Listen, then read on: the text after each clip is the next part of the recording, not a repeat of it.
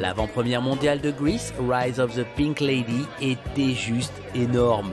Décor 50s, bagnoles 50s et du rose, du rose, du rose, du rose, du rose de partout, mais alors vraiment de partout. En même temps, c'était la fête des Pink Ladies, les filles en rose. So I see you have a lot of pink. A little pops of pink, yeah. That was a dress code tonight? It wasn't, but when I texted our showrunner and creator, Annabelle Oakes, I was like, are you wearing pink? And she said, yeah. And I'm like, okay, I wear a little pop as well. Et si Hollywood a mis ce soir-là les petits plats dans les grands, c'est que Grease, ici, c'est une institution et une IP, une propriété intellectuelle, que le studio aurait bien tort de ne pas exploiter, d'où la naissance de Grease, Rise of the Pink Ladies.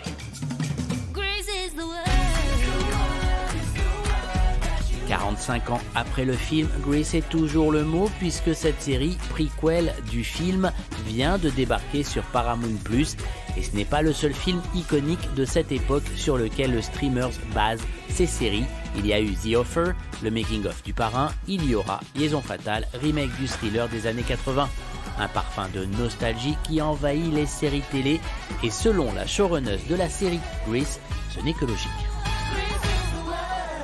In the world of 500 TV shows, I understand why people want nostalgia, why people want the comfort of something that they know, and that's what we want to give people, but we also want to bring something fresh to it. Pour autant, exploiter en série une pierre de taille de la pop culture mondiale n'est pas gagné d'avance. Annabelle le savait bien. Well, they came to me and said that they wanted to do a series with Grease, and I thought Grease, the movie, was perfect and nobody needed a TV series. But then I thought about the Pink Ladies, my favorite part of Grease, and I wondered if girl gangs were real. I found out they were.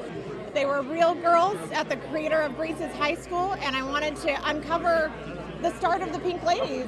How did these girls get together and why? Nous sommes donc quelques années avant le film. Danny et Sandy étaient encore en primaire quand les Pink Ladies, bande de filles laissées pour compte du lycée, vont atteindre les sommets du Rydell High School en chantant et en dansant. Ce Grease version série est évidemment un musical. Il ne pouvait en être autrement. La série se devait de trouver un parfait équilibre entre le passé de Grease sur grand écran et son avenir sur plateforme. Un exercice que ses créateurs savaient difficile. The way that I approached it was to try and learn the language of the original movie and speak it fluently, but tell a new story. So the language to me was how animated the performances were. Teaching the kids and the performers how to be poised in a 1950s way, in an elevated way, was another big thing. And they didn't really know how to do that, and they did it spectacularly. Pour les 4 actrices principales de la série, les fameuses Pink Ladies, pas facile non plus d'échapper à l'ombre du film d'origine. I found out about Grease when I was maybe 7, and it's kind of been in and out of my life since then. I was asked to choreograph a dance to Summer Lovin' when I was in high school.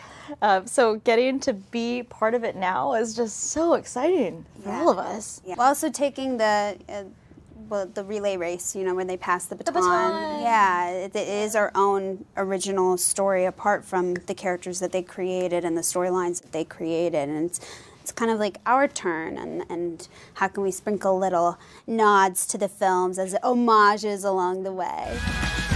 Grease prend donc un coup de jeune avec ce Rise of the Pink Ladies que vous pouvez découvrir dès maintenant sur Paramount+.